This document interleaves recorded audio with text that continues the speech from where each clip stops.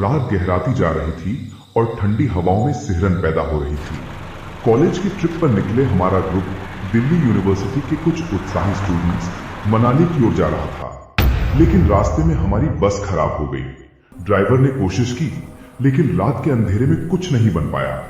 Professors ने फैसला किया कि पास के एक छोटे से होटल में रुक जाएंगे, सुबह मैकेनिक बुलाकर बस ठीक करवाएंगे और फिर मनाली के लिए निकल पड़ेंगे। होटल पहाड़ों की गोद में बसा था, चारों तरफ घने जंगल और ऊंचे ऊंचे देवदार के पेड़। रात का सन्नाटा ऐसा कि दिल की धड़कनें भी सुनाई दे रही थीं। हम सब ने डिनर किया और कमरों में बंट गए। विक्रम, अर्जुन और करण, मेरे तीनों दोस्त जो कॉलेज के दिनों से साथ थे, एक ही कमरे में थे। हम 20-21 साल के जवान लड़के ट्रिप की मस्ती में डूबे हुए।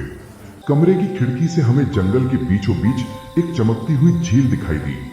चांदनी रात में वो झील किसी जादू की तरह लग रही थी, रहस्यमयी, आकर्षक। पिछली ट्रिप की याद आई, जब कुछ सीनियर्स रात को झील पर घूम आए थे और कॉलेज में हीरो बन गए थे। हम तीनों ने सोचा, क्यों ना हम भी कुछ एडवेंचर करें। होटल से चुपके से निकलकर झील तक जाएंगे, फोटोज क्लिक करेंगे और वापस आ जाएंगे। एक्साइटमेंट से दिल जोर जोर से धड़क रहा था। जैसे ही होटल का गार्ड सोया, हम निकल पड़े, अंधेरे जंगल में फोन की फ्लैशलाइट जलाकर।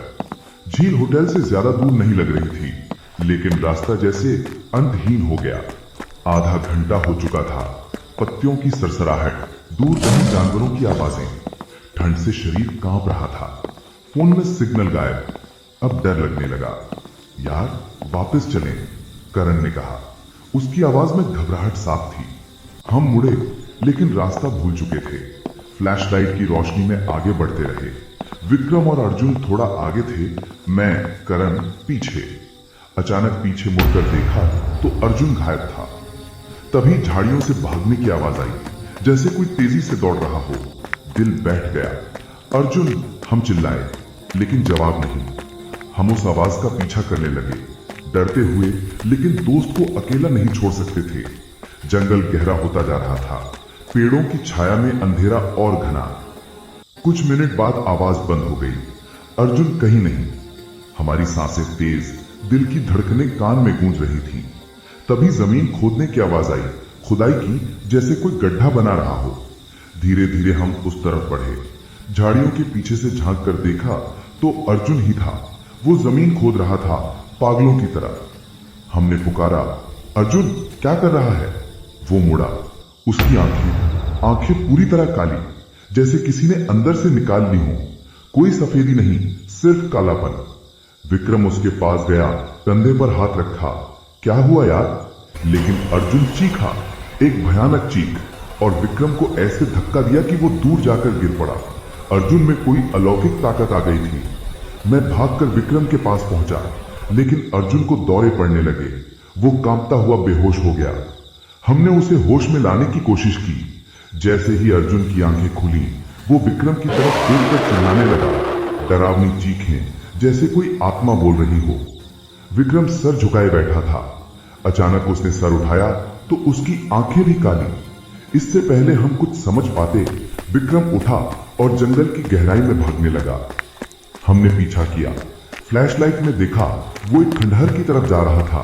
पुराना जीर्ण शीर्ण घर, सालों से खाली, दीवारें टूटती हुई, जैसे किसी ने कभी छुआ तक ना हो। डर से पैर कांप रहे थे, लेकिन विक्रम को बचाना था। हम खंडहर में घुसे। अंदर का दृश्य, विक्रम हवा में लटका हुआ था, बेहोश, जैसे कोई अदृश्य ताकत उसे थामे हो। और उसके सामने एक बूढ़ी औरत। उसका चेहरा भयावह, आंखें काली, त्वचा लटकी हुई, सफेद बाल बिखरे, जैसे कोई जीवित लाश। वो विक्रम से फुसफुसा रही थी, अजीब भाषा में। हमारी नजर पड़ी तो हम चीखे और बाहर भागे। वो औरत हमारे पीछे रेंगती हुई कीड़े की तरह सीढ़ियों से नीचे उतरती, करीब आती जा रही। हम किसी तरह बाहर निकले, जंगल में भागते चले गए। भागते भागते हम झील के पास पहुंच गए। वही झील जो हमें लुभा रही थी। थकान से पैर लड़खड़ाए और हम झील में गिर पड़े। पानी ठंडा, जैसे बर्फ। हमें लगा कोई अंदर खींच रहा है, मजबूत पकड़। मैं किसी तरह बाहर निकला, लेकिन अर्जुन डूब गया। मैं चीखा लेकिन कुछ नहीं कर सका। सदमे से चक्कर आए और मैं वहीं बेहोश हो गया। सुबह आंख खुली तो होटल के कमरे में था। बाहर हंगामा, पुलिस, एम्बुलेंस। जमीन पर 2 लाशें सफेद चादर में लिपटी, विक्रम और अर्जुन की।